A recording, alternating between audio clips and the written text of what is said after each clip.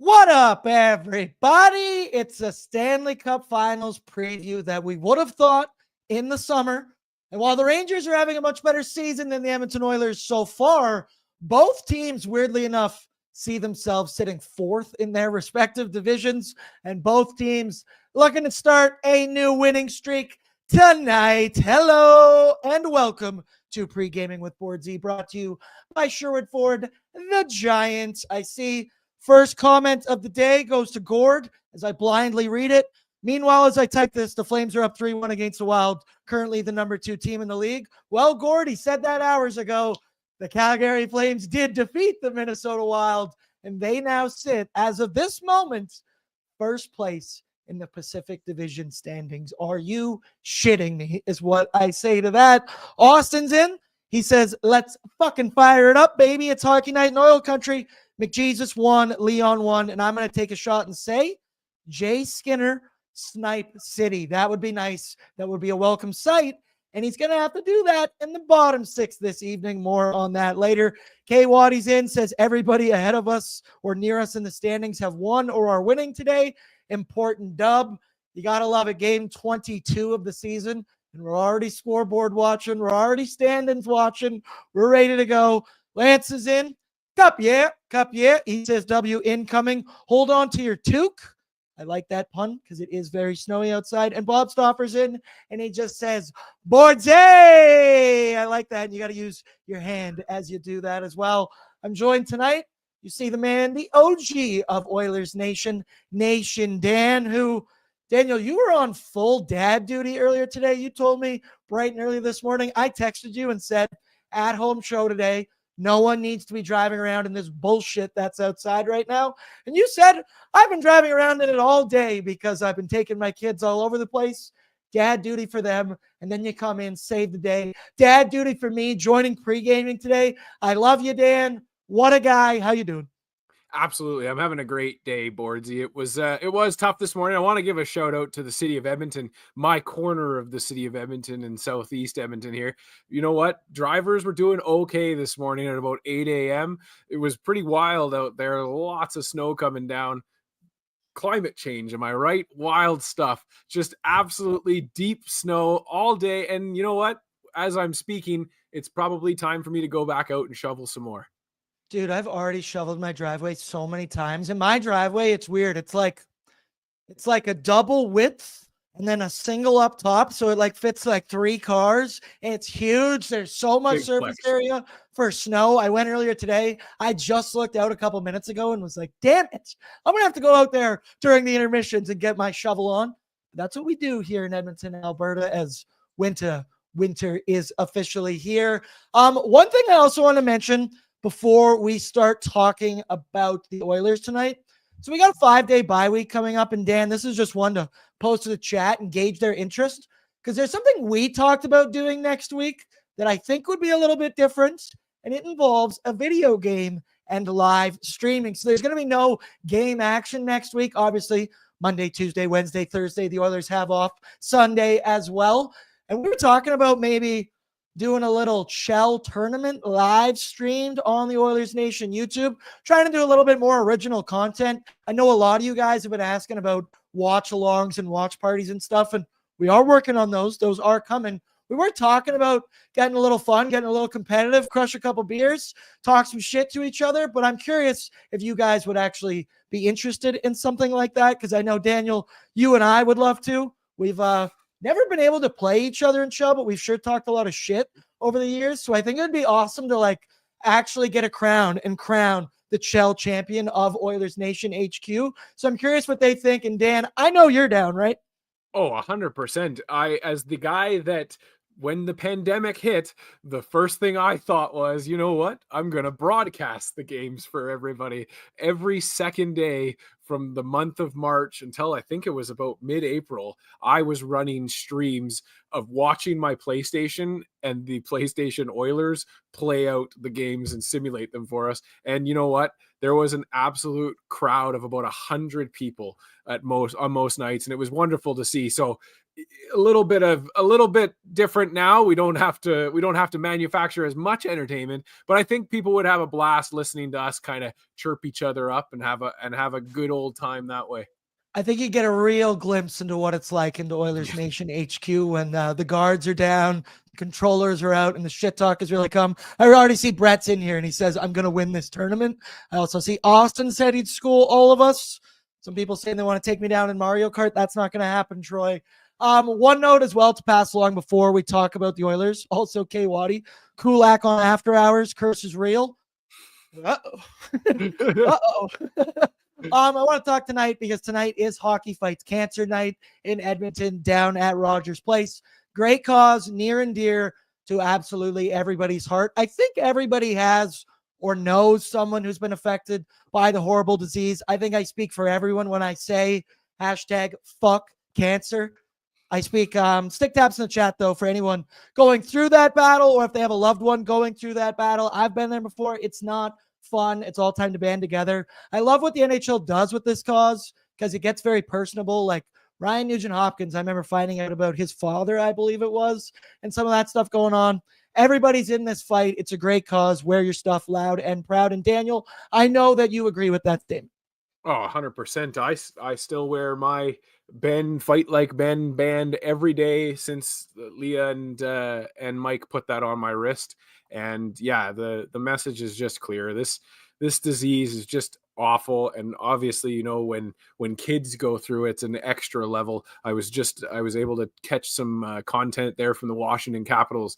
Dylan Strome befriended his little one that's fighting cancer, and I think her name was Super Elisa, I think her name was. But yeah, anyways, it's just hockey, you know, it's bigger than the game, and it should be bigger than the game, and it means something to these people that are going through this battle to just get that break for one night and be the superstars that they are. When you're dealing with things like that, it's a lot of dark days. And this one night, I think that a lot of those patients, a lot of those families can look forward to. And hopefully we get an Edmonton Oilers win tonight to make it all go down smoothly. I said to you guys right before the show started today that it kind of feels like the last day before summer vacation, before school's out for the summer. And I'm not just talking about myself because I get 5 straight days off without a game. But the Oilers, they're going to go on a 5-day break without any game action after tonight's. And it could not come at a better time right now, dude. Zach Hyman, obviously going to be out once again tonight. Victor Arvidsson, I think this is his 6th straight game that he's going to miss. Darnell Nurse, we do expect to be back, so we have some good news there after sitting out his mandatory 7 days. But now, Evan Bouchard is 50-50 to go tonight due to an illness. Feels like the cold weather, the snow, it's the injuries, it's all coming through. I also feel like I'm getting a little bit sick right now in the throat. That might also be because I talk and yell for a living, so got to stay hydrated on a Saturday. Wink, wink, nudge, nudge. But I feel like I speak for everyone on the team that they would welcome a break right now, a time to sit back and rest from those injuries that I just mentioned. But even more than that, Dan, reset mentally right now. And I don't know, it feels like if we can just get through this game injury-free right now, I would like a win. Obviously, now you're playing a wagon of a team in the New York Rangers. I just want to get through this game injury-free so we can regroup again next Friday against the Utah Hockey Club with a healthy Arvidsson, with a healthy Hyman, with a healthy Evan Bouchard and Darnell Nurse. Kind of feels like we're just getting to the end of the finish line here and we're on empty on the gas tank. Well, it is a little bit, and when you see a goalie announcement of Stuart Skinner, it kind of raises some question marks, especially with the struggles that he had in the last game. But I think that you kind of nailed it on the head. It's a bit of a game where it's kind of time to reset. You've got not a lot of good looks when it comes to these line combinations that we have, especially in the forward core, and then on the defense with this mystery illness kind of rolling around the locker room. Question marks abound. I think I'm safe in assuming that yes, that there is some kind of a sickness that we see usually around the mid-November to late November time frame with this team. I remember Connor had a super death cold that he had contracted around this time a couple years ago. So yeah, I think it's just that time of season. Bad luck for us that it's all hitting at the same time. But yeah, you get through tonight and then you've got a couple days to just rest, regroup, get a practice in, get the boys together and get them to loosen up a little bit and not be maybe clenching the stick as tight as they have been. Right. And kind of close the book on the first quarter of the season that has not gone ideally for the Edmonton Oilers. You mentioned a lot of bad injury luck there and the illness, of course. We got some good news, though, as we expect Darnell Nurse is going to return tonight after that nasty hit that he took from Ryan Reeves exactly 7 days ago. Nobby said he expects him to be ready to go and to play his usual amount that he does. We saw the interview from Darnell earlier this week. I said, Dan, he looked like somebody went and beat the shit out of him because his eye was all red, all the blood vessels. He had the black eye going, and you know Darnell Nurse, he is a trooper. He's a warrior, but even he looked beat up from that hit, man. And Nurse's presence, it is going to be much needed. I feel like a week without Darnell Nurse was in some way good for this fan base a little bit, because we are not a better team without Darnell Nurse, regardless of what you may think and how much he gets paid in his contract. I mean, the dude plays 22 to 25 roughly minutes a night. He plays in every single situation, 5-on-5, power play, penalty kill, right?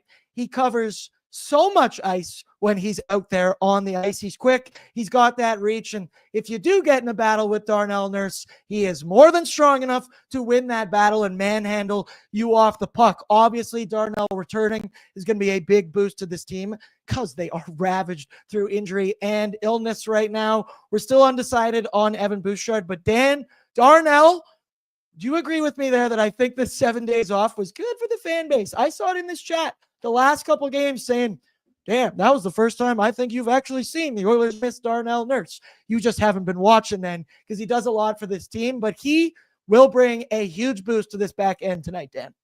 Well, it's stability and it's structure. It's familiarity. It's knowing the guy. He's a known quantity on this team, and he's created a spot. Yes, he has his struggles. Yes, Evan Bouchard has his struggles, but they are the quantities on this team that need to be there and need to kind of, steer the ship in the right direction. And of course, you can replace Darnell Nurse on a game-by-game basis, just like you can do with most guys in this lineup. But at the end of the day, the consistency is just not there when you're trying to throw spare parts and throwing guys like Stetcher on his off wing, it's offside. It's not a recipe for good things. And then you saw it in that game against Montreal. No, sorry, not Montreal. The last game, Stuart Skinner lost and seemingly looking to the bench to see if somebody could help him out, because it felt like to me the team in front of him was just disjointed. It was a mess. You had the common pairings of Bouchard and Ekholm as your goals, or the guys that were on the ice for most of those goals that were scored, including the ones that were disallowed. It's been a cavalcade of issues that have happened with this team. So yes, getting that stability back, that structure from Darnell Nurse should help this team kind of just stabilize, right that ship. Yep, absolutely. I laugh at this, just checking in late on the chat. Maynard, super death cold. Take NyQuil and Jägermeister. You know what? I'm not going to knock it. I'm not going to knock it until I try it. It's the super death cold. Now, Jeffston, he says Bouchard out might be a blessing. And that's the point that we've gotten here with this fan base and this team, right? With Darnell Nurse. See, I'm just flip-flopping between the two names that we normally pick on. Evan Bouchard, somebody asked, is it injury? Is it illness? Nobby says it's an illness. Now he says he's 50-50 to play. I would also to that say that 10 days ago, he said Victor Arvidsson was 50-50 to play. So I don't really believe what Chris Knobloch is telling me. But with all those injuries tonight throughout the lineup, the line blender is back out again this evening, Daniel, because of course it is. There you see it on your screen. The Oilers lines at morning skate with no Zach Hyman and no Victor Arvidsson in the forward group. We're looking at Nuge, McDavid, and Kasperi Kapanen, who just keeps being blessed with better and better opportunity after being placed on waivers from the St. Louis Blues. Your second line, Podzilla with Draisaitl and Conor Brown getting his top six shot tonight. It feels like the Oilers have tried a lot of guys up there. A lot of dudes have failed. There hasn't been a lot of production on the wings offensively from this team. So one game to go before you get that aforementioned 5-day break. why not try Conor Brown? He definitely has the skill to do it. Your third line, Jeff Skinner, who's getting closer back to that doghouse spot on the fourth line with Adam Henrique and Matthias Janmark, who they swapped. He's going to play on the right side. Your fourth line, Drake Caggiula with Derek Ryan and Corey Perry. So the McDry run is over for now. Who knows what will happen in the second period, the third period. I have a tough time when we talk about lines these days because, brother, your guess is as good as mine. I don't know what's going to happen 10, 15 minutes into the game. But to start tonight, it's going to be the Nuge and Kasperi Kapanen getting a shot on that top line. So we know what the Nuge can do with 97, despite his extreme lack of production this season. We do believe in him, and we've seen him do it before. But this has gone from a dream opportunity for Kasperi Kapanen to the ultimate dream opportunity. I said days ago, he's looking to play AHL hockey for the St. Louis affiliate. All of a sudden, gets picked up, gets thrown on the Edmonton Oilers' second line in the last game with Nuge and Jeff Skinner. Now, didn't have the greatest game. He did draw 2 penalties in that one and had 4 hits in 12 minutes of ice time.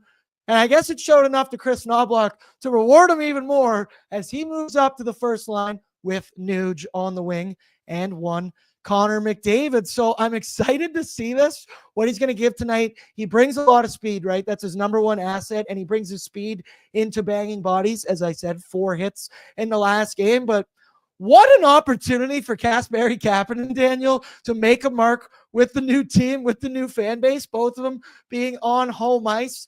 Thoughts on Kasperi Kapanen's last game and whether or not you agree with this decision to put him in the top 6? I don't know if this is something that will stick. I highly doubt it come next Friday. It kind of just seems like we've got limited bullets. We're going to put what we have in the gun and shoot him off. But thoughts on Kasperi Kapanen playing on the first line with Connor McDavid?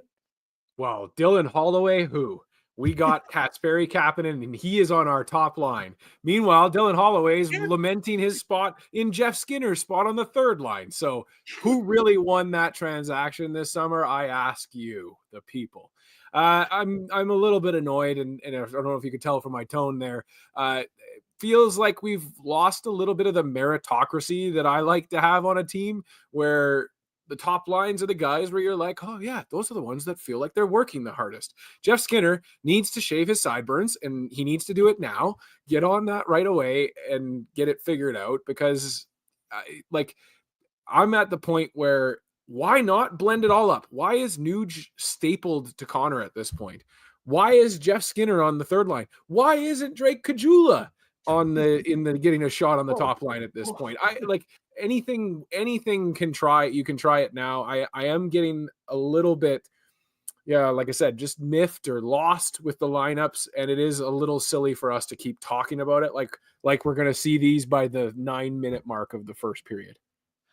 Yeah, I agree. It's I don't know right now, as I say, it's the last game before the 5-day break. I'm not reading into these line combinations too much. It just feels like throw it at the wall, see what sticks, and they'll be blended up 10, 15 minutes into it. And while Connor Brown's in, he says Knob moves in mysterious ways, which includes bringing our boy CB up to that second line to play with Vasily Podkolzin and Leon Draisaitl. So Connor Brown, he's only got 5 points in 21 games so far, but he's getting his first legit top 6 shot of this entire season. Now, Brownie, he's having a much better start to this season than last year. Obviously so, as it took him 55 games to score last season. He was taken out of the lineup a number of games, but right now he's been a staple on that third line. He's been good defensively, chipped in a couple points, been solid on the penalty kill lately. But right, he gets awarded because I think he has been playing solid. So defensively, he has enough skill. We all have to remember he has scored 20 plus twice in his NHL career before, but I kind of view this one as the same as Kapanen, that this is a 1-game tryout, a 1-game opportunity to see what you can do before you get tossed back down in the lineup.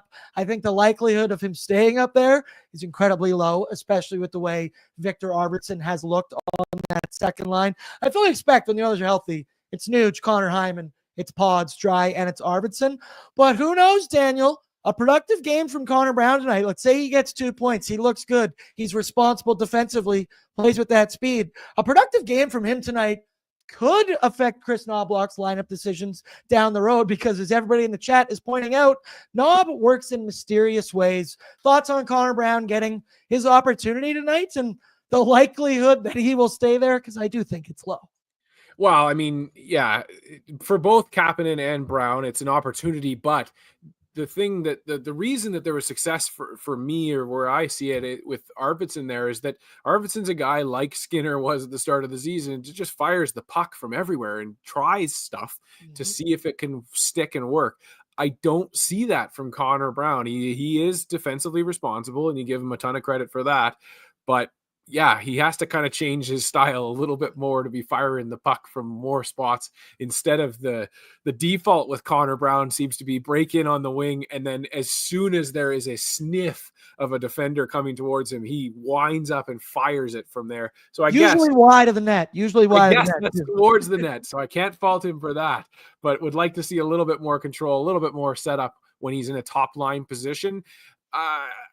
I'm a big believer that Podkolzin is going to continue to develop with Draisaitl if you continue to keep them handcuffed together. So like you said, it's a 1-game experiment. Maybe I need to cool down a little bit and stop talking about meritocracy like I'm some kind of know-it-all. Hey, you do know a lot. You definitely don't know it all. I'm fair to say that. But I see some people in here. Bob Stopper says Conor Brown will always surprise the haters every time. Final buzzer. It only took Brown 13 months to get back to where he started, but damn it, he is back, and hopefully he could do something with that opportunity tonight. When you talk about guys that, I know we've talked a lot about effort on the last game, and you get new guys. Basically, everyone on this roster has gotten a shot in the top 6, it feels like, besides Conor Brown, maybe Adam Henrique. No, even he, I think, got an opportunity earlier in the year. So I say, why not give Conor Brown that shot, and we'll see what he can do with it tonight. I see Maynard says Jeff Skinner is a waste of a perfectly good jersey.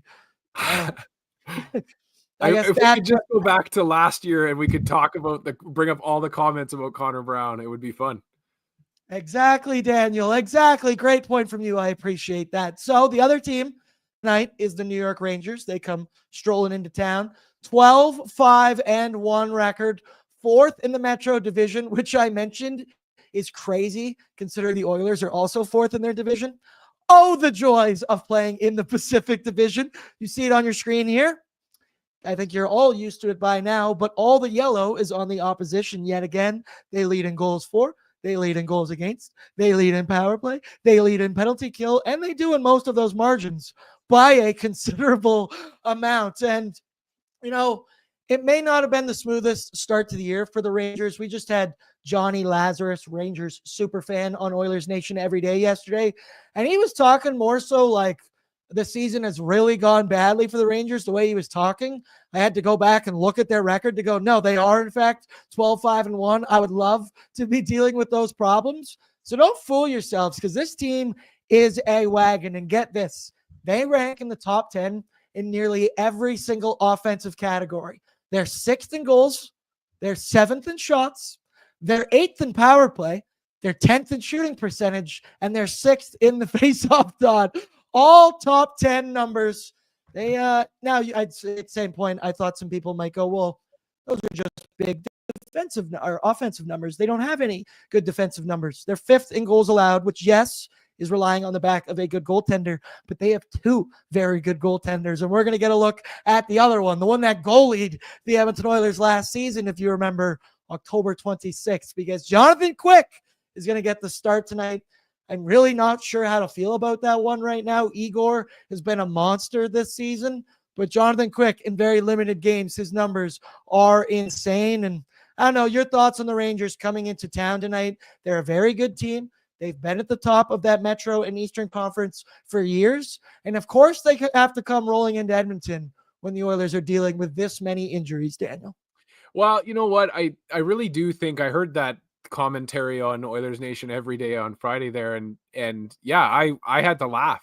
It really feels like a lot of fan bases have no perspective right now as to what's going on in the rest of the league, and I keep pointing back to this goaltending save percentage number that everybody's kind of noticing now is dipping below the league average, is dipping below 900, and people are trying to figure out what the heck is going on. And I think that's just, it's indicative that all these teams are kind of struggling. All these goaltenders that we expected to see, at the top of their games, like the Swaymans and the Skinners of the world, they are struggling. And so, yeah, it is funny to hear a Rangers fan talking like the sky is falling in fourth place in their division at 12-5. And Oiler fans too, you know what? We're guilty of it as well. At this point last year, we were like 5-12.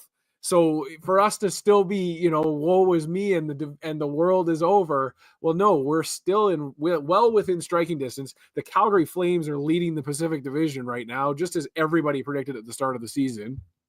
And so I think we'll be just fine. I think we're gonna turn this around. And you know what? Maybe it starts tonight with a little bit of adversity and a little bit of looseness and some fun to the team in this game. But I am afraid that looseness might turn around and come back to haunt us. Yeah, it very well could. Let's talk now about the holidays, because ho ho, holiday alert, nation citizens. Get ready to crank up the cheer and deck yourself out in the ultimate fan style this season. Rock around the rink with this exclusive Oilers Nation holiday sweater.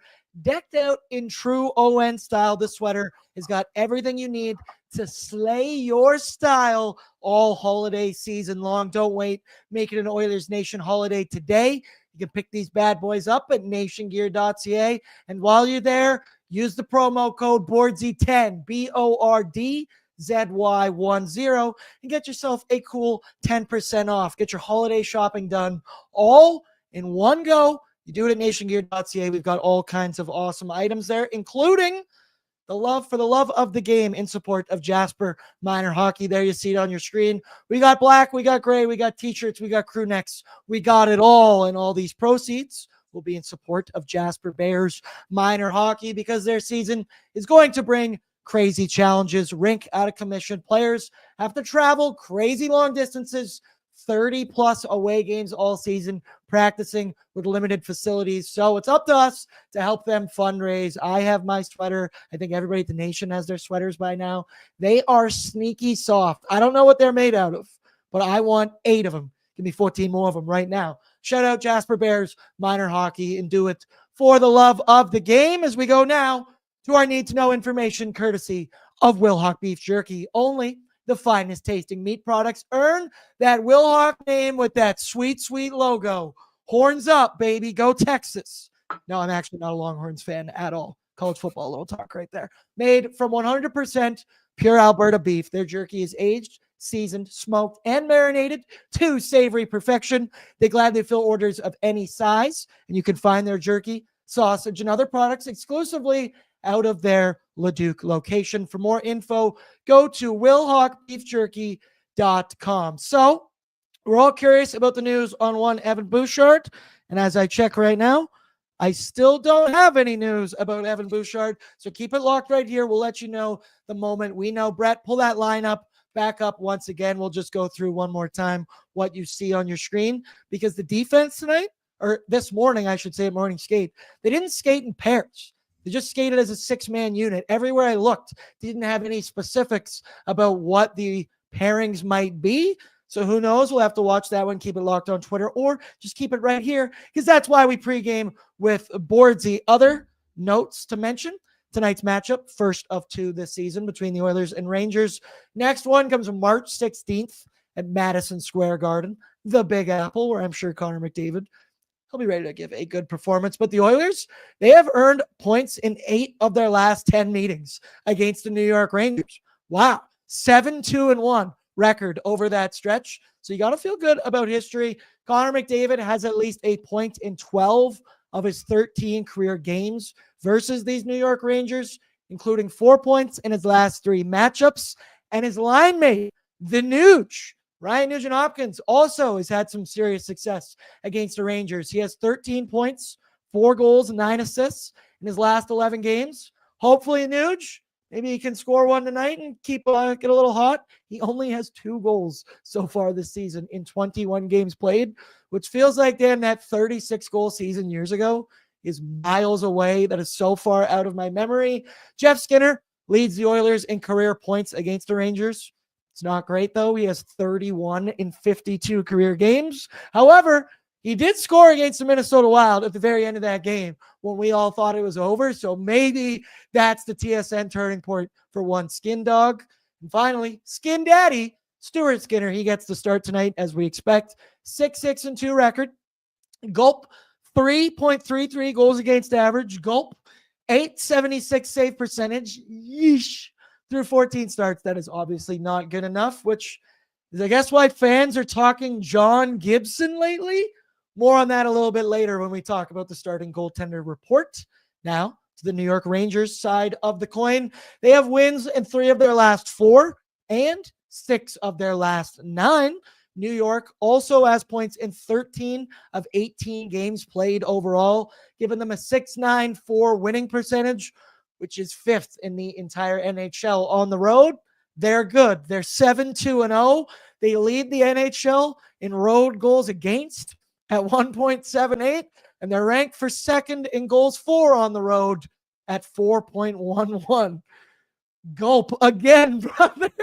Artemi Panarin, he leads this team in points. He's got 24 in those 18 games, 10 of which are goals. Adam Fox, he's 2nd on the team with 16 points, but he's done it all apples. Doesn't have a single goal so far yet this season. Still looking for that first Gino. And then finally, it is going to be one Jonathan Quick tonight, as he was confirmed. You might remember him from last year when he stopped 29 of 29 against the Oilers on October 26th to shut them out.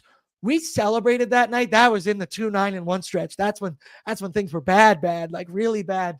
And I remember vividly sitting in the studio doing that pregame and going, boys, no Igor tonight. We're getting an old Jonathan Quick. High fives all around.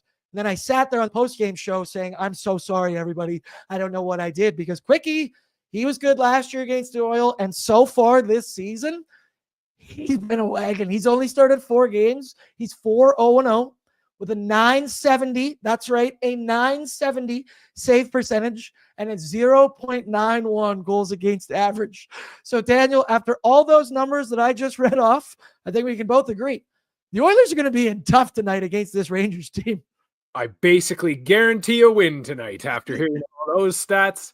Never tell me the odds. And again, I really do think that these are kind of nights where the team can just rally up and go out and throw it all out on the line, because you got 5 days to rest up and get ready for Utah on Friday. So yeah, I mean, now traditionally this team does have issues showing up for these going away games, but why not tonight? Why not be different? I'm curious if it could be a galvanizing thing for this team, right? It's your last kick at the can, literally empty the tank as you get your 5-day break, and no one really expects you to win this game. So why don't you go out there, shock the world, as some might say. Let's go now to our Sherwood Ford Giants storyline, brought to you by Sherwood Ford, the Giants. Tired of dealership hassles? Well, Sherwood Ford in Sherwood Park is all about convenience and upfront pricing with their Giant Deal program. Get clear, no-nonsense pricing on new and used Fords online with all incentives included. Plus, enjoy the ease of mobile service, free pickup and delivery, and same-day or next-day service appointments. They're also offering exclusive perks to Oilers Nation fans. Say goodbye to the hassle of car service and enjoy free valet pickup and delivery with our friends from Sherwood Ford the Giant. And I'll let you in on a secret. You don't even have to drive a Ford to get to use those perks. It's sick, brother. I don't drive a Ford. No free ads, no free shout outs to that vehicle. But also, well, the vehicle I drive has a very strong door, Daniel, because as I mentioned, I got backed into outside the office the other week, which was sweet. Finally getting my repairs on Friday. Wish I could have got them done at Sherwood Ford, the Giants. So my storyline this evening, throw one in the chat if you've got one as well. I'm curious where your guys' heads are at tonight as well. For me, it was what the Oilers lacked on Thursday night. Effort level, compete level. Like I just mentioned, I don't think anyone is really picking the Oilers to win this one, which Vegas needs to catch up with this, because the Oilers are favorites tonight and considerable favorites. I don't think they've taken into account that we might be without Bush, might be without Himes, or going to be without Himes, going to be without Arvidsson. But I understand that this team's full of injuries. I understand that there's an illness running through. They have all the excuses in the world tonight to just come out flat, shit in their pants and walk off the ice, and all of us go, hey, they had injuries. They'll regroup again in 5 days. But skill comes in and out of the lineup. Effort can always be there, right? That's finishing checks. That's getting pucks in deep. That's committing to clearing your crease, diving for loose pucks. Maybe not skating up halfway up the ice like Kasperi Kapanen and Jeff Skinner did Thursday against Minnesota when the puck is sitting in the dead slot of your defensive end. No, I'm not going to be hung up tonight if the Oilers don't lose this, or if they lose this game, right? Because of all those reasons I just mentioned. But I would like them to go out there and look like they are embarrassed or pissed off about the effort on Thursday night. And like I mentioned, literally go out there and empty the tank, brother. You got 5 days of rest. I don't know what you do with those 5 days, but you're not going to be getting game action. So empty it all. And tonight I'm looking for effort level, compete level times 1,000. Daniel, do you got a storyline for me?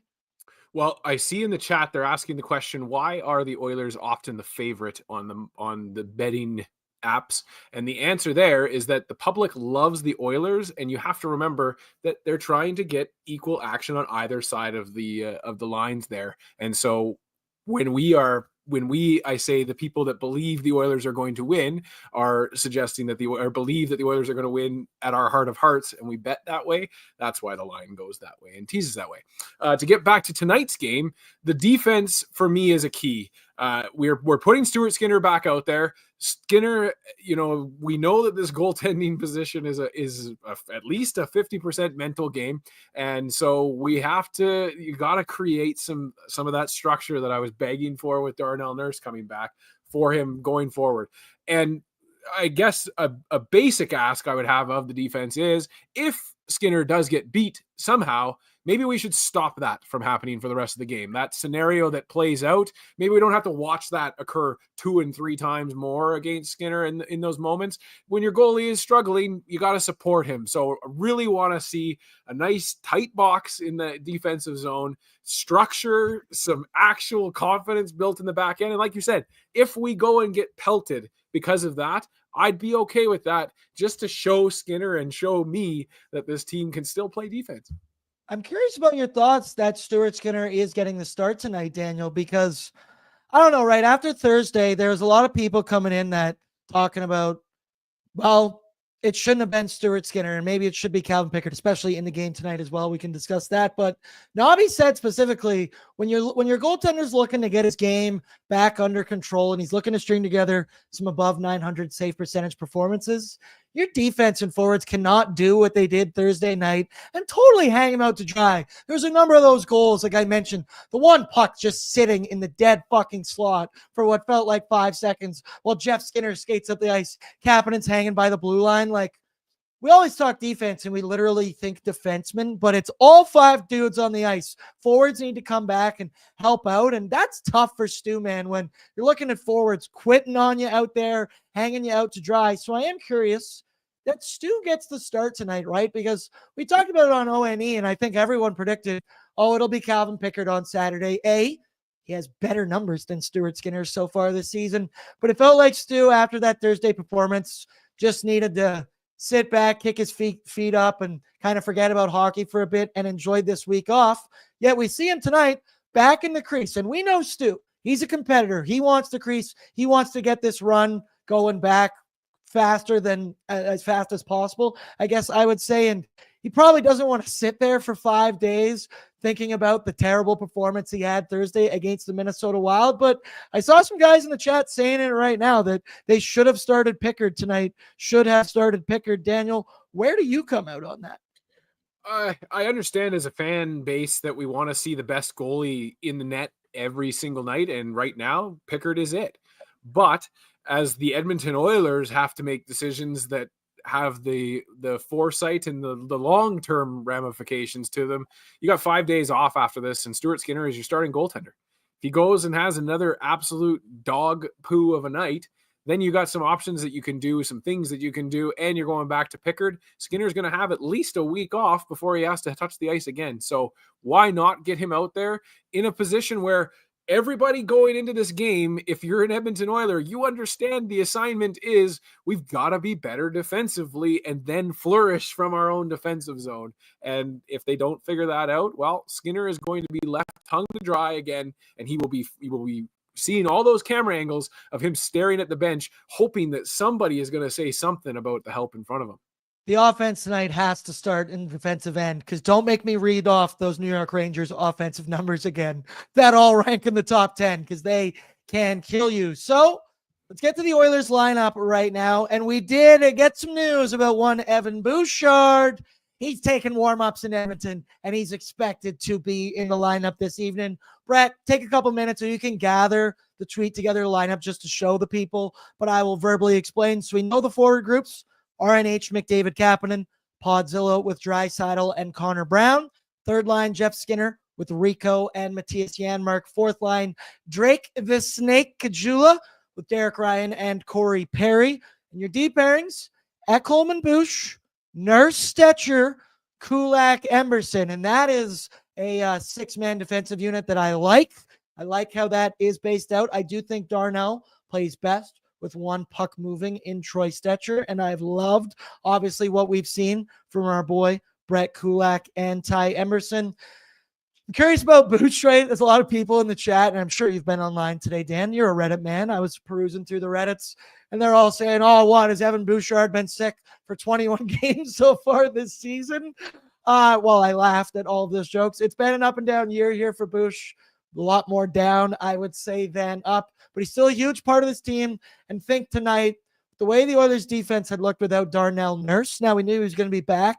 If Bouch wasn't in this lineup tonight, we can make all the jokes we want. He is a huge minute muncher on this team. He quarterbacked the power play. He is a very integral part to the squad. I'm happy he's in the lineup. I'm sure he's not going to be at 100%. So prepare your jokes, people. What is Bouch not even at 100% right now? I'm a little bit nervous to see what that looks like, but Daniel, he's going to tough it out, empty the tank. Like I said, he's got 5 days to rest. Thoughts, Bouchard in the lineup? And where are you at right now as a fan of Evan Bouchard? Because we know it's very up and down for one Evan Bouch right now.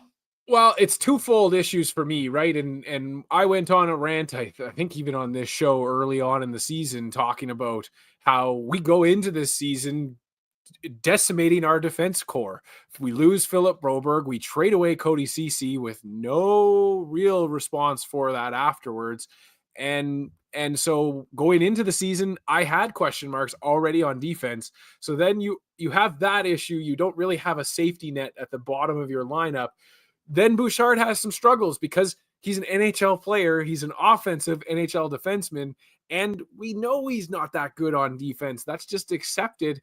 But it becomes more glaring when there's nowhere for us to hide him. We like I mentioned last game, you got Troy Stetcher on his wrong side of defense. You cannot expect these guys that have played their entire lives to come in and be successful in that position. So then you're forcing an Evan Bouchard to stay up in that spot. You can't even sit him because as a coach, you look down the rest of your bench and you say, not really confident in the rest of those guys either. So there's a lot of question marks going into the season on defense, just not helping when your top guy that you just need to be at least level is not even close to that right now. It's like I always say, beggars can't be choosers. We just saw it without Darnell Nurse. A lot of times, granted, not lately for one Darnell Nurse, but he does make mistakes that are backbreaking. But then you see this team without him in the lineup and you go, I don't like the look of that at all. Get him back in there. Give him a raise. Just kidding, as all the people say online. McDry, it gets separated tonight. We always talk about it's not a strategy for long-term winning. I am a little surprised they didn't keep it together as this being the last game before you get that 5-day break and just saying, fuck it, throw whatever you got at the wall, boys, and empty that tank. They're going to be on different lines. They will, however, be together on the power play, which is up to 16.7% on the year. It's a different looking power play without Zach Hyman on it, but Corey Perry is such a natural fit into that exact same spot. Right-handed, big body, plants his ass in that blue paint, battles away. They didn't score in the last game. They did score against the Ottawa Senators in there. Daniel, I'm curious, would you have replaced, I asked Brett this one the last show, would you have picked anybody else to step into that power play or would you have gone with Corey Perry as well? I think I'm going to be exposing myself if I say that I would be putting Jeff Skinner in that spot every time. That's just my preference. I think that he is a budget Zach Hyman in that spot. But you needed to change something up there. The power play itself is best when it's forceful and it's commanding the play and controlling the play. Man, oh man, did I get frustrated the other day when they were sitting back and just taking exactly what the other team is giving them and doing nothing with it. So when this team is moving and it's imposing its will, it's got that puck zipping back and forth. That's when it's at its best. And Corey Perry is the guy that can just kind of shove that puck and shovel that puck into the net, get into the messy places, and piss off the other goalie as well. If this was a long-term thing, I might think to one Jeff Skinner, but in this limited absence for Hyman, I think it is the most plug-and-play decision ever. Corey Perry, you go into that spot, take a couple pucks to the chest, to the ass, like a one Zach Hyman has done throughout this. Let's move now to our starting goaltender report, brought to you by Sherwood Power Sports and Marine.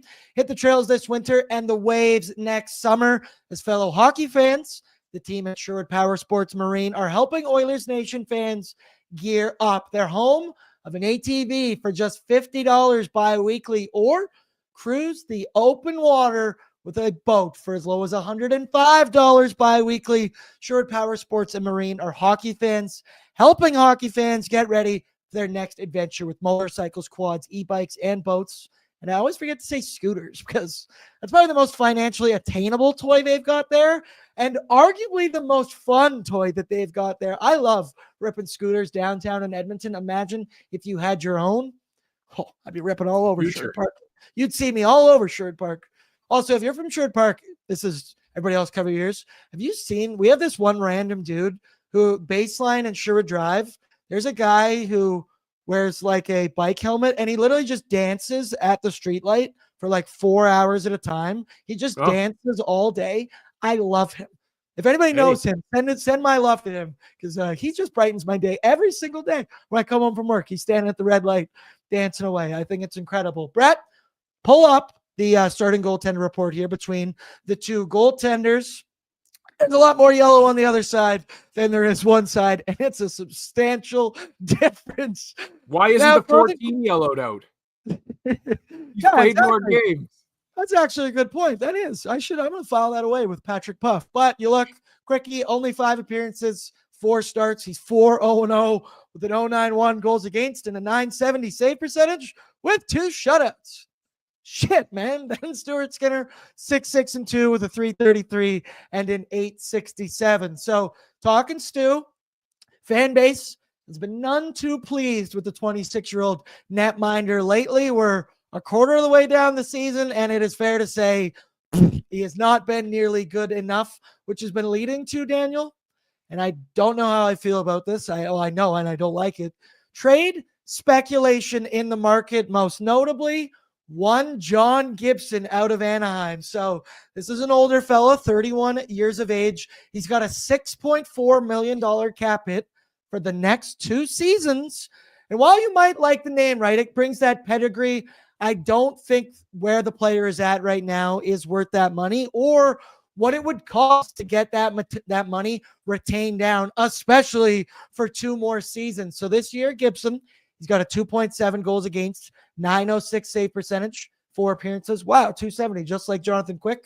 Gibson had his appendix removed right before the season started. That's total bad luck. And I understand the argument that John Gibson might be an upgrade over one Stuart Skinner, but he also might not be an upgrade over Stuart Skinner. And you have to be 100% certain if you're going to use that capital, if you're going to use that accrued cap space, if you're going to use the limited prospects that the Oilers have right now. And personally, I am not willing to take that risk, especially when, I don't know, we just had our 26-year-old goaltender go to Game 7 of the Stanley Cup Finals. Yes, that's last year, and we're focusing on this year where he hasn't been good enough, but I will always believe in Stu, and I am just not down for this decision. I also think if you do this, you're really handcuffing yourself at what else you can do at the trade deadline, and you've worked so hard to, massage these numbers, accrue cap space, get into LTIR, get back out of LTIR. I'm not in support of the decision. Tyler and Liam are getting absolutely destroyed online right now for saying that Calvin Pickard is comparable to one John Gibson. And while I think I do agree when you look numbers wise, I think people just like to freak out whenever they say Stuart Skinner in a clip. But what say you, Daniel? Are you down for John Gibson, or is that not a move you want to do? Absolutely not. Thank you. Enough with the goaltending talk for now. Honestly, yes, Stuart Skinner is bad, but we're 1 year removed from having 2 bad starting goaltenders to start the season. Do people forget this? Like, Jack Campbell was bad, but Skinner struggled to begin the season, and we had to punt Jack Campbell to the sun to get Pickard up here to figure it out. So I think that's the difference between the 2 seasons. And the big bonus that the Oilers have right now is that Pickard is playing fine. So you're able to put Skinner in spots where you want him going through the month of December and even into the month of January. Pick your spots with him, get him rounded out and fine. He will be fine. And meanwhile, Pickard's going to be just good enough, because if you go out and you get a John Gibson, well, first of all, you're not giving up on a 26-year-old goaltender at this point. Like you said, goalie that just took you to the Stanley Cup Finals. So you go out and you get a Gibson, you're going to have John Gibson as your backup to Stuart Skinner. Why? It doesn't make sense. And exactly, that's the money question there. So the reason you wait is because we have the opportunity to figure out what this team is going into the trade deadline. And then you can identify what the biggest issue is, but we keep talking about it. The bottom 6 or the bottom pairing of our tops or of our 6 defensemen is an absolute crapshoot at this point. And so to me, that's where I'm spending most of my trade dollars at that time. But again, we've got months and months to go before a trade deadline. Absolutely do not make a goaltending panic move right now. This is why I love my chat, and I think you guys are the best. Southpaw John Gibson, that's a no for me. Gibson is not an upgrade. Skinner is legit. Also, Bob Stoffer says, great episode, boys. Shout out. Throw down your like. Saska Oil fan, Stu is our guy. A lot of goalies are struggling. Southpaw, and I agree with this totally. I don't get where this comes from. I don't like the Pickard negative speech, LOL. He's doing everything we can from a backup. I don't get why anyone would ever have anything to shit talk about Calvin Pickard. He has been solid through and through. It's the word I use all the time. We're running out of time, so we're quickly just going to peruse through the New York Rangers lineup. And then we're going to talk some bets for Bordzy's bankroll, because I forgot to place them, and I got to do that right now. The Rangers lineup, though, it's brought to you by Greta Barrieg. It's where Oilers Nation loves to party, and it's where we love to watch the game. It's a great spot for pre- and post-game. We're going to be there all season long for our Oilers Nation watch parties and viewing parties. Check out the great street food menu, their weekly drink specials, games in the arcade. Greta, it's the place to be, especially on a weekend. But brother, they're good on weekdays too. Trust me, I've spent a lot of time at Greta Barrieg before. All right, pull it up here for us. The projected New York Rangers lineup this evening. Top line, Chris Kreider with Mika Zibanejad and Riley Smith. Second line with the Rangers' leading scorer, Artemi Panarin with Vincent Trocheck and Alex Lafreniere. Then third line, Will Cooley with Johnny Brodzinski and Capo Caco. Fourth line, Adam Edstrom and Sam Carrick. That's right. He's coming back to Edmonton with Jimmy Vesey on the fourth line. Your D pairings, Keandre Miller with Adam Fox, Ryan Lindgren with Jacob Trouba, Braden Schneider with Victor Mancini. We got to go quick here, Daniel. Brett, pull that back up for me. Daniel, when you look at this, who's your player to watch? Who scares you the most in the forward group? I'll say specifically. Or you can say, keep your head up when Jacob Trouba's on the ice tonight, because we've seen some big hits lately in the NHL. I do not want to be on the receiving end of another one of them, especially before this 5-day break. Well, I'm very curious to see if Sam Carrick gets a video tribute. That'll be one thing I'll be watching for. Pulley Arvey didn't get one. The Sam Carrick better not get one. Well, the Pulley Arvey thing is a little bit different, because I'm afraid that people might have cheered too loud, and they were afraid of that, and I understand. But my person to watch for tonight is the guy that I legitimately thought was an absolute bust of a pick in Alexis Lafreniere. I'm curious to see if everything. I haven't taken as much of an opportunity to watch the Rangers games as I should have probably, and so I'm excited to watch him actually play and just focus in on him a little bit more and understand the hype that Johnny Lazarus likes to talk about him quite a bit. Yeah, our boy Johnny Lazarus, I said he called this team yesterday a first-round exit waiting to happen. He noted the similarities between the Oilers to start the season and how both teams kind of climbed that mountaintop. I also laughed at how he was talking about the New York Rangers like they lost in Game 7 of the Stanley Cup Finals. I was like, no, that was us. You would kill to be in that spot. But he said that both teams, right, it's hard to get back to that mindset of Stanley Cup playoffs hockey and Stanley Cup Finals hockey for the Edmonton Oilers. Let's go now. It's time for Bordzy's Bankroll, brought to you by Bet365, because Bet365 is a proud partner of Pregaming with Bordzy. Open an account today and bet on a huge range of markets. Whatever the moment, it's never ordinary at Bet365. Download the app today and use the code NATION. That spells nation. Also, Lance is in with just a nice and simple cup, yeah. Southpaw, cup, yeah. A lot of cup years in here. So your first options this evening. My first one, I believe in it. I mentioned those numbers lately. I think it's 13 points in his last 11 games for one. The Nuge. And to get 1+ point, he's minus 130. This is me trying to speak it into existence. He's going to be up on that top line. Hopefully he can get one. I was thinking going assist, but I went, no, he might score 2. So here, and that's wishful thinking, brother. Believe me, I know, but it's minus 130. I'll be honest. There's not a lot that I liked today when I was perusing through Bet365. As we mentioned, the Oilers are minus 150 favorites. What games is Vegas watching right now to make those lines? I do not get that. The second one, Leon Draisaitl to get 2+ points. That's at a juicy plus 135. He's not going to be playing with Connor McDavid on the top line, but he's back with Pods and Conor Brown. He'll still get that power play time. So I do expect Leon to have a good game. And then finally, this one, Jeff, over 2.5 shots on goal. It's the only other one that was offering plus money for over 2.5 shots on goal. He's got to get out of the doghouse. And like you've mentioned, Dan, this is just kind of me saying, Jeff, go back to your roots, empty the tank, fire every single puck that ends up on your stick on the net. And it's been fun to chase some of these Jeff Skinner shot props throughout this one. Brett says in the chat, he's sprinkled on a Drake Caggiula goal.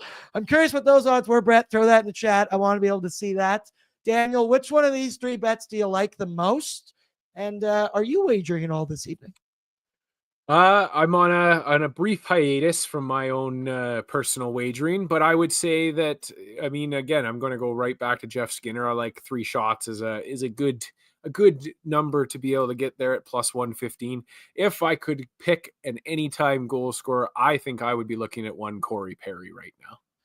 Yeah, right. That spot on the top power play. I mean, we saw Zach Hyman score 54 last season. A number of them went off his ass, went off his chest, went off his face. And I think Corey Perry can handle that role. Also, like this from Tyler's Pants, if Bordzy hits all 3, I'm flying up to shovel his driveway.